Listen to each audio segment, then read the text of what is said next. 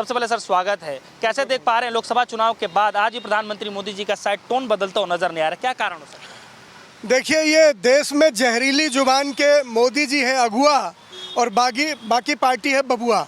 ये अगुआ और बबुआ मिलकर देश में जहर घोल रहे हैं, जहरीली भाषा को पनपा रहे हैं। कौन प्रधानमंत्री ऐसा कहता होगा कि उसके राज्य में, उसके प्रदेश से कोई उसके ही देश की नागरिकों की रोटी और बेटी छीन ले जाएगा? इतना कमज़ोर प्रधानमंत्री भारत के इतिहास में कब आया होगा कि जो लाल किले में 10 साल लगातार जिसने झंडा फहराया हो और वो जाके एक राज्य में कहता हो कि वो आ जाएंगे तो तुम्हारी रोटी छीन लेंगे, वो आ जाएंगे तो तुम्हारी बेटी छीन लेंगे, वो आ जाएंगे तो तुम्हारी ज़मीन छीन लेंगे। वो कौन आएंगे? मोदी जी आप बताइए कि आपके राज्य में, हमारे देश में कौन आने वाला है जो हमारी रोटी और बेटी छीन ले जाएगा? जब वो हमारी रोटी और बेटी छीन ले जाएंगे तो मोदी जी आपका झुनझुना बजाने के लिए बैठे हैं? आप बैठे किस लिए हैं? जब आपसे देश ही नहीं संभल रहा, आपके आने से हमारी रोटी भी सुरक्षित नहीं, हमारी बेटी भी सुरक्षित नहीं, हमारी ज़मीन भी सुरक्षित नहीं, हमारे जंगल भी सुरक्षित नहीं है, तो आप क्यों हैं? किसी बड़े शायर ने एक बहुत खूबसूरत शेर कहा है कि ये कुर्सी है, कोई जनाजा नहीं तुम्हारा।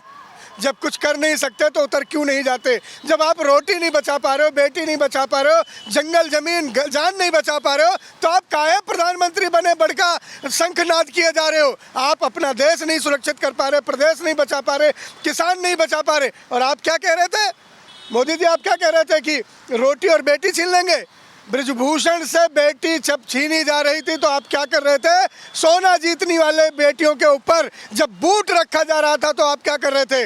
धृतराष्ट्र के बाद जब आपकी सरकार रही तो ललनाओं को मणिपुर में जब आपके मंत्री के लाल ने सरेआम थार चढ़ा दिया किसानों के ऊपर, तो मोदी जी आप प्रधानमंत्री थे, आपने क्या किया? क्या हुआ जब बीएचयू में, बनारस में, मेमना की धरती में बेटी के कपड़े उतार लिए गए? क्या हुआ जब बुर्का पहन के गणेश उत्सव में आरएसएस के लोग और विश्व हिंदू परिषद के लोग जाके दंगा करने गए थे? तो आपने क्या किया? आपका ही राज था जब जंगल राज हुआ, कानून राज। यूपी में हथकड़ी में आए थे 2 आरोपी और धाए धाए करके गोली मार के उनकी जान ले ली गई। ये आपकी ही डबल इंजन सरकार थी। आपके ही राज्य में न जनता सुखी है, न लोग सुखी हैं, न बेटी सुरक्षित है, न बहनें सुरक्षित हैं। सवाल ये है कि झारखंड के अंदर चुनाव है और झारखंड में पिछले 5 सालों में सरकार तो किसी और की रही है ना, तो वो तो जब वहाँ पे जा रहे हैं, जो कमियां नजर आ रही हैं, तो उनका काम है गिनवाना। तो घुसपैठ को रोकने की जिम्मेदारी गृह मंत्री की होती है। अगर सरहद के पार से कोई आ रहा है तो जिम्मेदार कौन है? गृह मंत्री है ना। हर बार मोदी जी जाके अमित शाह को इतना नकारा क्यों बना देते हैं कि उनके रहते घुसपैठिए आ रहे हैं? मतलब मोदी जी की नज़र में अमित शाह की कोई इज्जत नहीं रह गई क्या?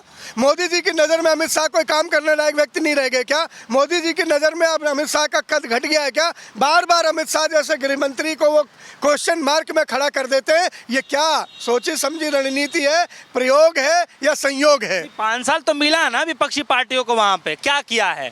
बहुत सारे विजुअल ऐसी आ रही हैं कि आज भी कच्चे मकान हैं, आज भी सड़कें ऐसे ही हैं। क्या किया उन्होंने? तो जो चीज़ कमी आ रही है वहाँ पर एनालिसिस किया जाता है, तमाम तरीके की जो है वहाँ पे जानकारी निकाली जाती है। जो 14 साल का शासन उसमें जब से झारखंड बना बीजेपी का है, 14 साल में बीजेपी नहीं करा पाई, तो आपको क्या लगता है 5 साल में हो जाएगा? ये तो कपड़ा देख के भी लोग पहचान लेते हैं ना। और बीजेपी को समझना चाहिए कि झारखंड भगवान बिरसा मुंडा की ज़मीन है, उनका घर है, उन देवस्थान है आदिवासियों का। वो आदिवासी, एक एक आदिवासी झारखंड का बीजेपी और मोदी से बदला लेगा।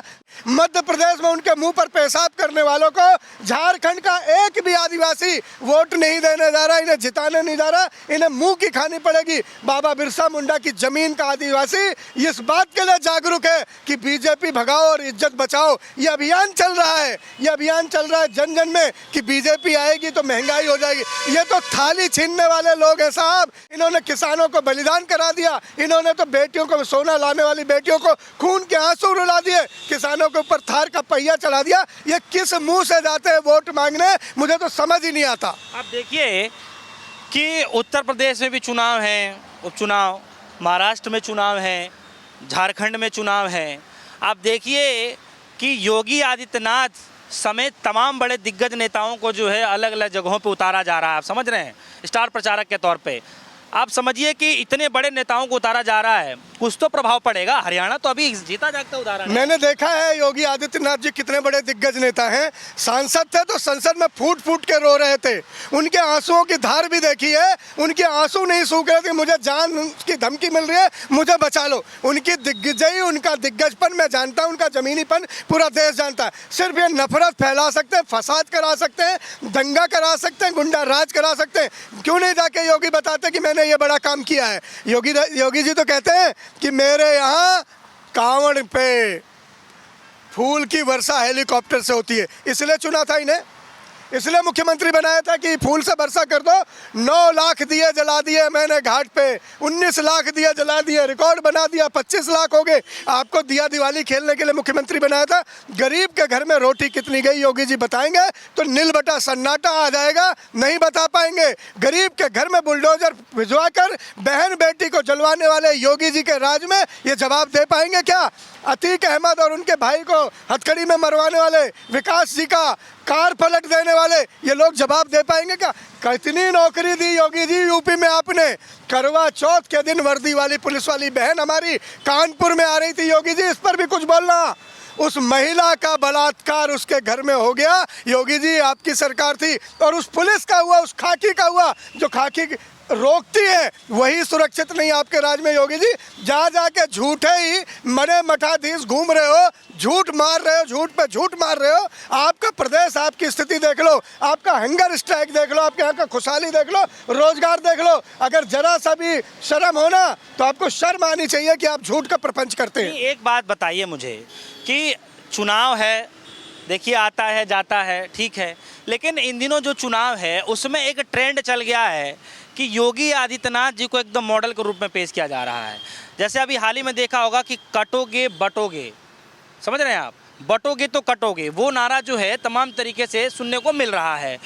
हाल ही में योगी आदित्यनाथ जी ने कहा कि वो जो लोग हैं जो धार्मिक जो यात्राएं निकल रही हैं उसमें अड़चन डाल रहे हैं। सोचिए इनकी आबादी बढ़ेगी तो घर में आप घंटे शंखनाद तक भी बजाने में दिक्कत आएगी। कौन सा मॉडल है? मैंने तो आज तक भी कोई शहर में ऐसा आदमी नहीं देखा जो गंजा होके सिर घुमा के भगवा पहन के अपना मॉडल मान के इनको घूम रहा हो। नहीं है कोई मॉडल, कोई नहीं मानता इन्हें। ये झूठ की फैक्ट्री और झूठ की फैक्ट्री से निकले जहरीले पकौड़े हैं, जो जहरीले पकौड़े पूरे देश को कटोगे बटो के नाम पे काट और बांट रहे हैं। हमारे नेता ने, हमारे राष्ट्रीय अध्यक्ष मल्लिकार्जुन खड़गे जी ने बड़ी बात कही थी कि कौन काट रहा है और कौन बांट रहा है। बीजेपी ही काट रही है और बीजेपी ही बांट रही है, बीजेपी का ही ये काम है और ये दुनिया को डराती है। इनके पास विकास नाम की कोई चीज़ है?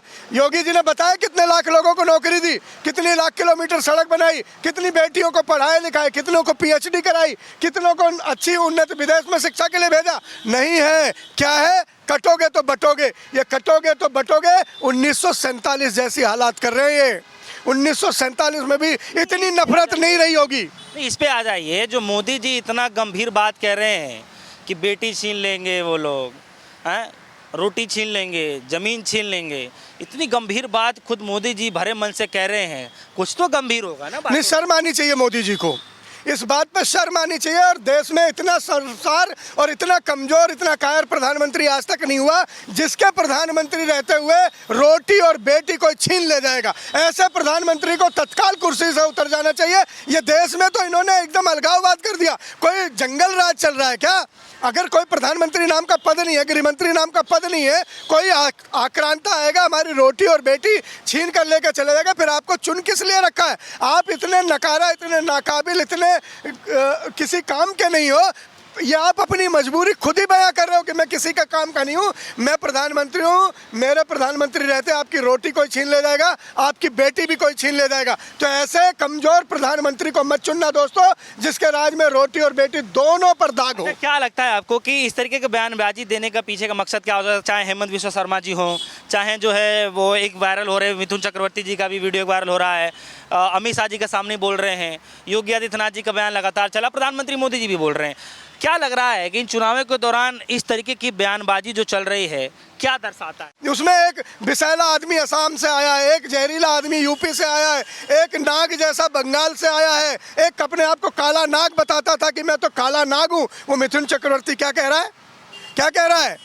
सबके आगे कि तुम 2 मारोगे तो हम 4 मारेंगे, काटेंगे। कौन सिखा रहा है इन्हें मारने काटने की भाषा? अमित शाह जी वहाँ बैठे हैं, गृहमंत्री वहाँ बैठे हैं। गृहमंत्री को तुरंत उसे अरेस्ट करके अंदर जेल में नहीं भेजना चाहिए था कि मेरे रहते हुए देश का गृहमंत्री बैठा है और तुम काटने की बात करो, उसे जेल में भेजना नहीं चाहिए? वो 2 पैसे का नचनिया सबको काटने और मारने की बात कर रहा है, कभी अपने आप को सांप बोलता है, कभी नाग बोलता है। उसकी हिम्मत कैसे हो गई भारत के गृहमंत्री के आगे इतनी बड़ी बात कहने को? असली आतंकवादी है वो आतंक का चोला पहना हुआ है। आज वो इतने बुढ़ापे की उम्र में आज वो काटने की बात कर रहा है और गृहमंत्री चुप बैठ के सुन रहे। देश किस दिशा में जा रहा है ये अपने आप में एक प्रश्न है। भाइयों और बहनों, समझ जाओ, वक्त आपका है, समय आपका है। जब तक ये जहरीले भाजपा वाले रहेंगे, निस्संदेह इनके राज में ना आपकी बेटी बचेगी, ना आपका पति बचेगा, ना किसान बचेगा, ना जवान बचेगा, ना इंसान बचेगी, ना ही आपकी पहचान बचेगी। अपनी पहचान और वतन की पहचान बचाना है तो बीजेपी को दूर भगाना है। चलिए, बहुत बहुत शुक्रिया हमारे साथ जी